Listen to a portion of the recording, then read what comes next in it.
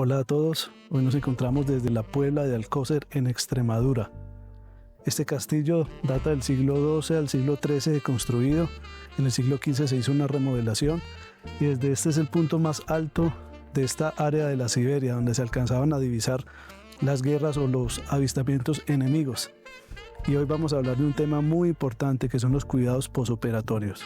Este es uno de los temas más importantes para abordar en los pacientes que son intervenidos en cirugía, porque los cuidados posoperatorios son incluso a veces más importantes que el propio procedimiento quirúrgico. De nada sirve tener una excelente técnica quirúrgica, tener que intervenirse en el mejor hospital, la mejor clínica, si no tenemos un adecuado cuidado posoperatorio. El primer punto a tratar que considero que es muy importante es el manejo de las heridas quirúrgicas. A veces creemos que el cuidado de la herida quirúrgica es un cuidado especial. Muchos pacientes preguntan con qué jabón debo lavarme, qué tipo de medicamento debo aplicarme en la piel, ¿es suficiente o es necesario el uso constante de antibióticos para que no se produzca una infección del sitio quirúrgico? Lo primero que debemos definir es qué tipo de cirugía te hicieron. No es lo mismo que te hayan intervenido de una laparoscopia, que son incisiones pequeñas, o una cirugía laparoscópica por cirugía mínimamente invasiva, a que te hayan hecho una laparotomía. Son incisiones distintas. Las laparoscopias son incisiones de 1 centímetro o menos. Una laparotomía puede ir desde 3, 4 centímetros, incluso hasta 18 centímetros, depende de la longitud del abdomen. Es evidente que las cirugías abiertas por laparotomía requieren un cuidado más estricto. En muchos casos recomendamos el uso de fajas abdominales, asimismo como un cuidado más exhaustivo, porque estos pacientes tienen mayor riesgo de desarrollar hernias ventrales o incisionales o asimismo de desarrollar infecciones del sitio quirúrgico. Entonces, entre más grande sea la longitud de la herida, más es el riesgo de alguna complicación. Los cuidados en general para las heridas abdominales son básicos. En esto es menos es más. No se deben aplicar cremas o pomadas distintas a las que el médico incluya, y en la mayoría de los casos no se requiere más que un jabón con el que uno se ducha normalmente el cuerpo y abundante agua. Regularmente cuando te han intervenido de una cirugía sales con una curación que te debes retirar al día siguiente durante el baño. Debes ducharte el día siguiente, lavar la herida con abundante agua y jabón y dejarla descubierta. Es indispensable que la herida esté seca, es indispensable que no se apliquen algún tipo de implementos distintos a lo que es el jabón y el agua. Se recomienda después del lavado secar bien la herida, dejarla al aire y se puede aplicar alguna solución yodada que podría ayudar a mejorar los resultados y a disminuir el riesgo de infección del sitio quirúrgico. Si la cirugía ha sido de manera electiva, una cirugía programada, no una cirugía de urgencia, no es recomendable el uso de antibióticos. El uso excesivo de antibióticos, que lo veremos ampliamente en otro video, puede aumentar la resistencia antibiótica y por ende a largo plazo disminuir la eficacia de los antibióticos. Por ende, si no es una cirugía infectada, si no es una herida sucia que ha estado expuesta a peritonitis o incluso a heces, no requiere antibiótico en la mayoría de los casos. Respecto a la dieta, los alimentos que se deben o se pueden consumir después de una cirugía tampoco tiene mucho misterio.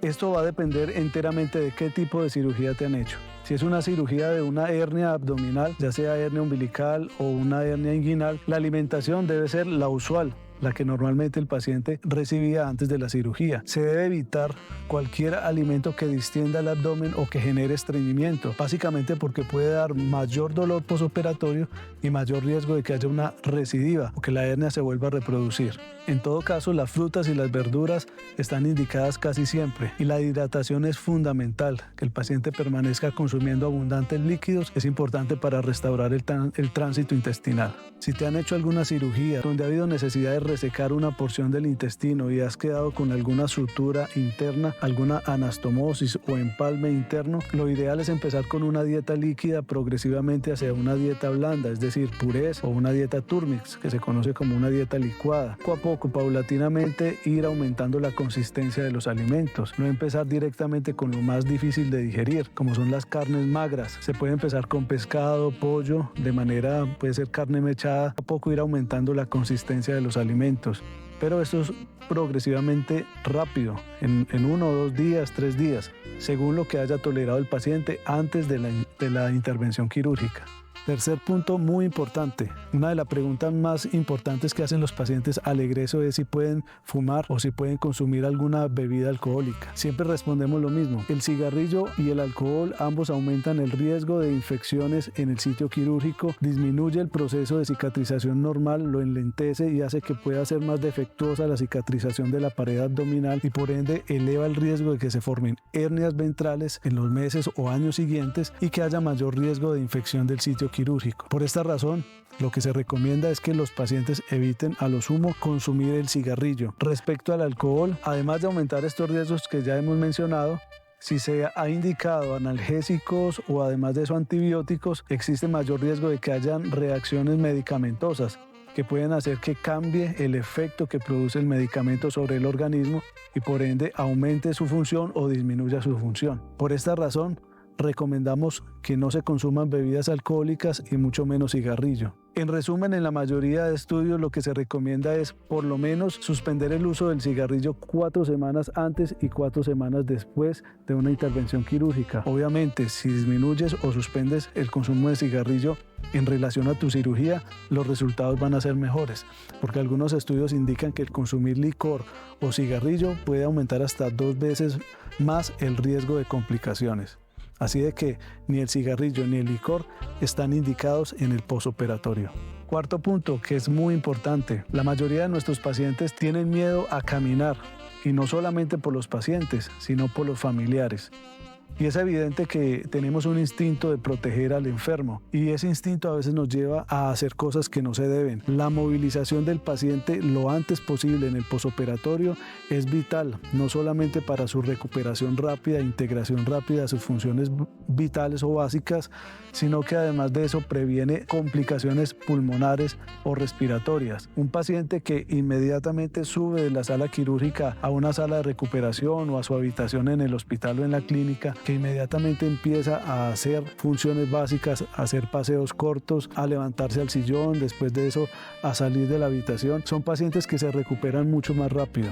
Existe además de esto algo complementario para ejercitar los pulmones, que muchas veces se ven afectados y son de las complicaciones tempranas más frecuentes, es la terapia respiratoria con Inspirón.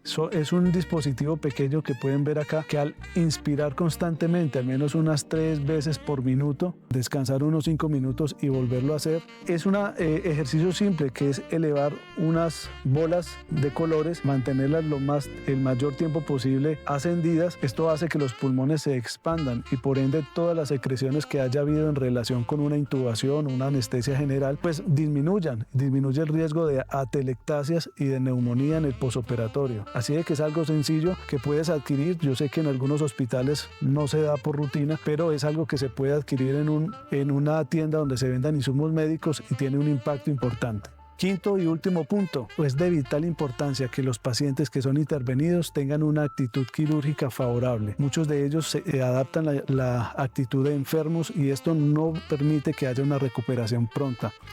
Así de que pacientes, después de un posoperatorio debes saber que lo antes posible debes integrarte a tus actividades diarias. Bueno familia, de esta manera llegamos al final de este video. Gracias por llegar hasta este momento.